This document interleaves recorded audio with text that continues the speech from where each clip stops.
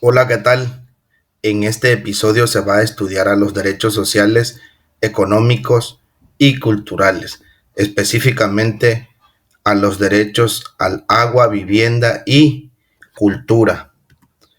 Vamos a empezar comprendiendo que los derechos sociales, económicos y culturales, los llamados DESC, no son concesiones del Estado, sino garantías fundamentales para que las personas vivan con dignidad.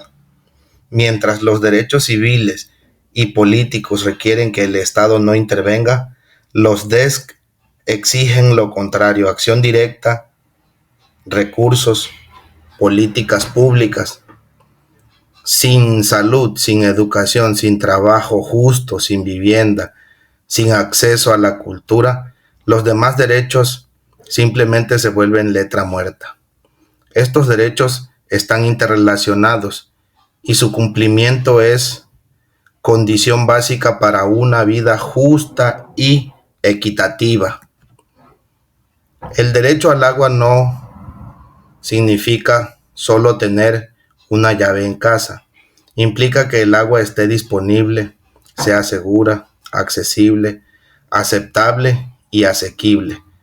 Este derecho está en la base de la salud, de la alimentación, de la vida misma. Sin agua potable los demás derechos colapsan.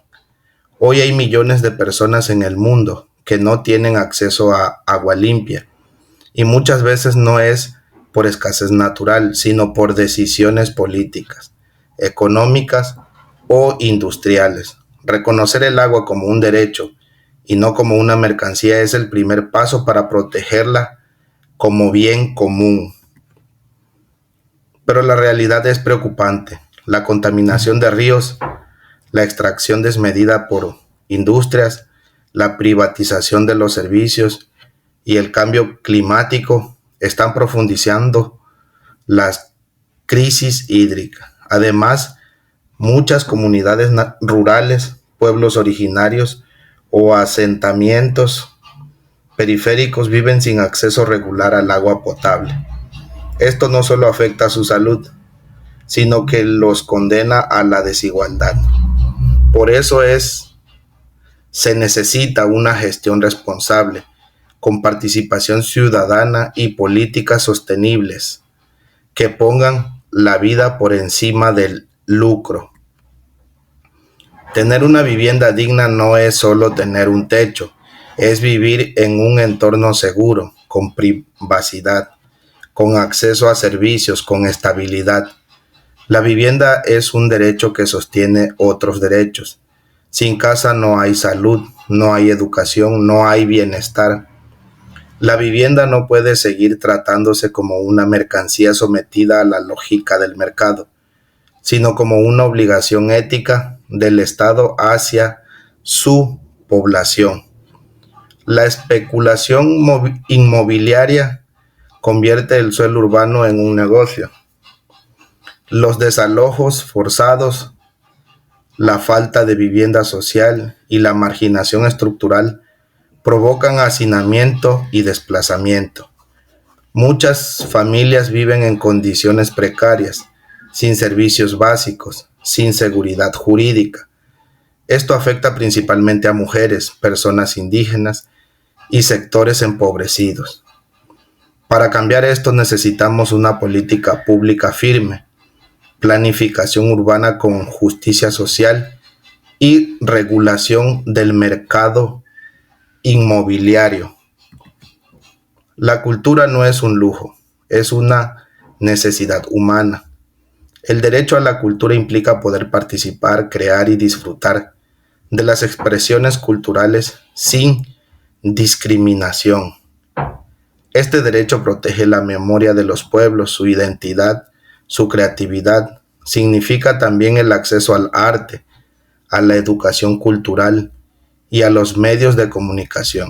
Garantizar este derecho fortalece la democracia, el sentido de comunidad y diversidad. Pero la cultura enfrenta amenazas serias: el olvido institucional, la homogenización cultural, el desprecio hacia las lenguas originarias o las expresiones comunitarias.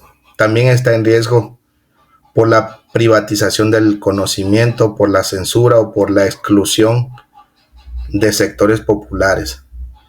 Necesitamos una política cultural incluyente, diversa y participativa, que reconozca el valor de todas las voces y memorias. Es fundamental entender que estos derechos están conectados. No puede haber una vivienda digna sin agua, no hay cultura sin comunidad, no hay comunidad sin territorio. Cuando uno de estos derechos falla, los demás también se debilitan. Por eso las políticas públicas deben ser integrales, con enfoque territorial, inclusivo y sostenible. Los DESC deben garantizarse juntos, de manera progresiva, sin discriminación y con justicia.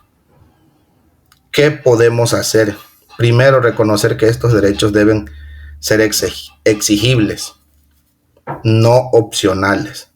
Segundo, priorizar el gasto público en servicios básicos y vivienda. Tercero, fortalecer la educación y la participación ciudadana para que las comunidades defiendan sus derechos. Cuarto, impulsar leyes claras, transparentes, que sancionen las violaciones y permitan acceder a la justicia. Y por último, fomentar instituciones con sensibilidad social que actúen con perspectiva de derechos humanos y no desde el interés económico.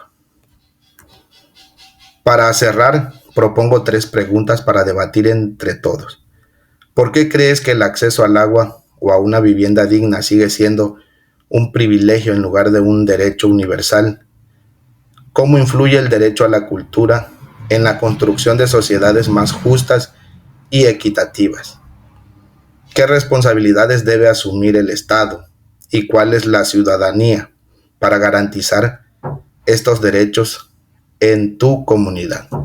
Ok, por este episodio eso es todo. Nos vemos en otra entrega. Hasta luego.